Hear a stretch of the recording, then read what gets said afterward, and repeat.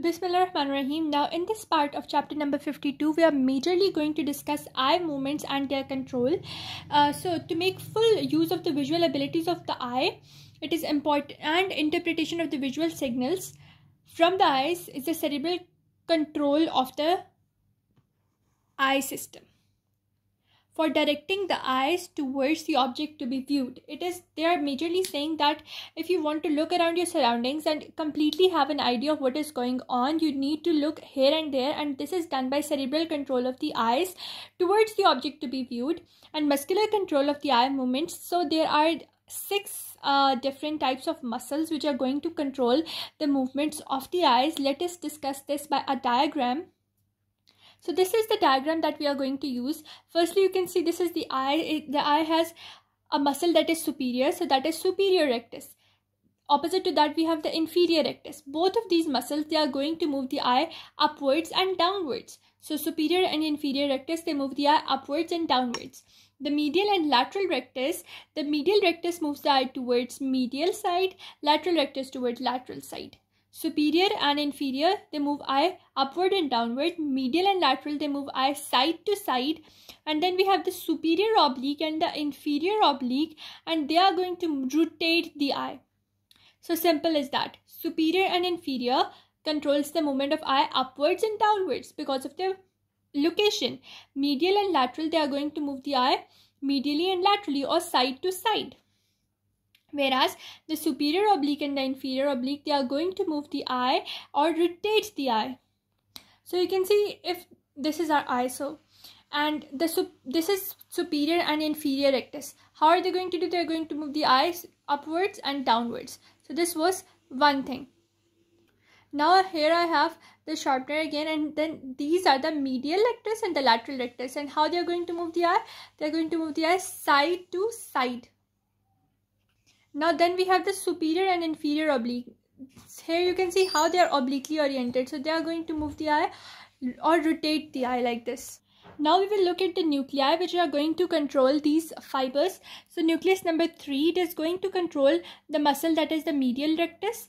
Then it is going to control the superior colliculus, the inferior colliculus. Then it is also going to control the inferior oblique. And this is going to control the superior oblique. So the mnemonic to remember the nerve division for the superior oblique is SO4. This is superior oblique controlled by cranial nerve number 4. Similarly, the mnemonic for this one is LR6.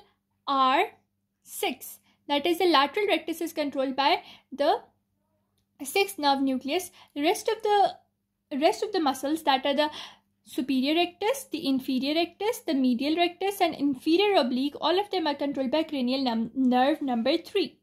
Now we are going to discuss the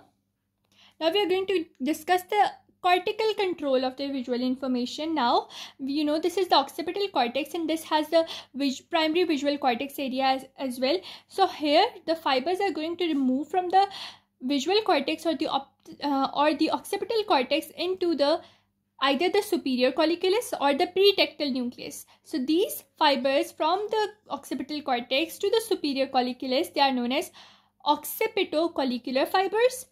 From the occipital cortex into the pretectal nucleus, they are known as occipitotectal fibers or occipitotectal tracts. So occipitocollicular and occipitotectal tracts, both of their fibers, they are going to go into the oculomotor nucleus. So that was one pathway.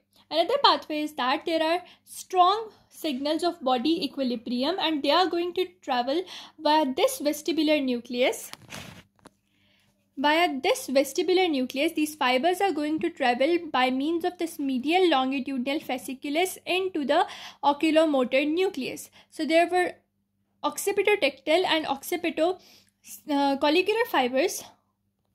Occipitotectal and occipitocollicular fibers which were relaying their information into the oculomotor nucleus, and strong visual signals which are mainly from the vestibular nucleus, not the visual signals, rather the equilibrium signals from the vestibular nucleus, they will travel into the oculomotor nucleus by means of this middle bundle that is known as the medial longitudinal fasciculus.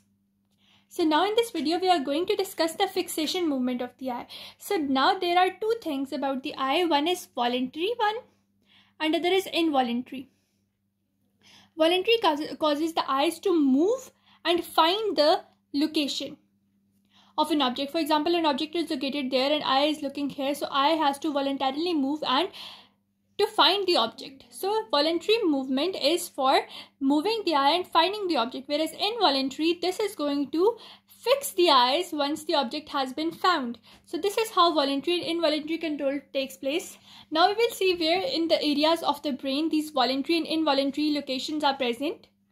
So you can see this is the frontal lobe, where the voluntary fixation area is present. In the frontal lobe, in the premotor cortical region, we have the voluntary fixation area, and from here the fibers are going to go and majorly to the pretectal nucleus. So these fibers are known as frontotectal fibers, whereas the involuntary fixation area, it is located posteriorly, that is, it is located in the secondary visual area of the occipital cortex, and these fibers which are relayed from there, they are known as occipitotectal or occipitocollicular fibers.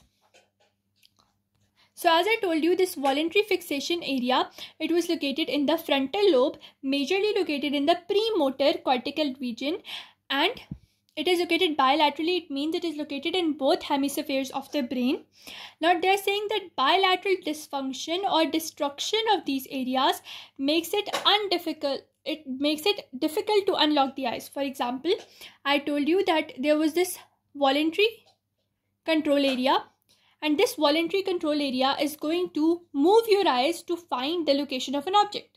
And if this voluntary control area is damaged, what will happen? You will not be able to move the eyes. So this is how you will not be able to unlock the eyes from one point. And as I told you, the involuntary association area, which was located in the secondary visual cortex, majorly it was located anterior to the primary visual cortex. And as I told you, this secondary visual area, it is going to control the locking of the eye once the object has been found. So whenever this thing is damaged, this secondary visual area is damaged, what will happen? You will not be able to lock your eyes, and your eyes will be moving like this at all the times. This mechanism of not being able to lock the eyes is due to damage of the involuntary visual cortex. So when we were studying previously the voluntary and involuntary mechanisms, we talked about the involuntary mechanism that helps us to lock or fix the eye on a particular object. Now this fixing or locking mechanism is inhibitory mechanism or a negative feedback mechanism. What happens in this mechanism is it has three parts. One is continuous tremor, one is a slow drift, and third one is sudden flickering movement. What is a continuous tremor? Continuous tremor is something is continuously vibrating at a certain pace, that is 30 to 80 cycles per second. Our eyes are continuously moving in this fixation or involuntary interaction. Now this was the continuous tremor movement. After that there is slow drifting movement, that is, apart from this flickering movement, the eyes, they are slowly drifting from one corner or to the other corner. So this is slow drift. And what happens thirdly, that whenever the eyes, they are moving to one corner or edge due to this drifting movement, they are stopped by one thing and then they rapidly move to the other point. That is known as the flickering movement. So there were three movements. First was this continuous tremor. Second was this slow drifting motion, and third was this sudden flickering motion.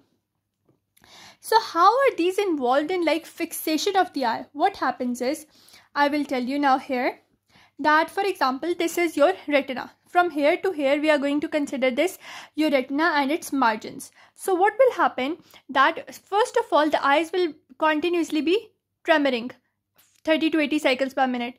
Then they are going to slowly drift from one side to the other side.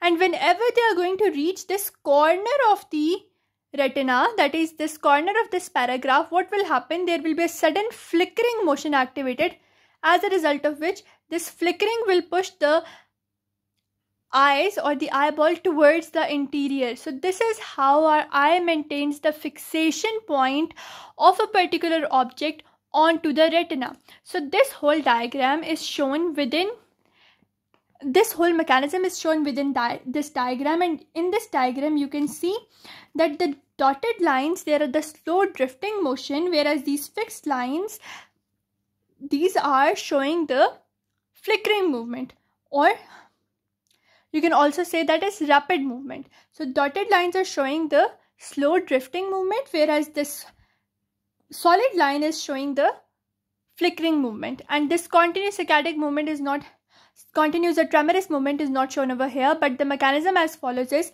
firstly we have a tremor, then we have drifting, and whenever this drifting makes the eyeball reach one particular corner, what will happen, there will be a flickering movement activated to push it back towards the center.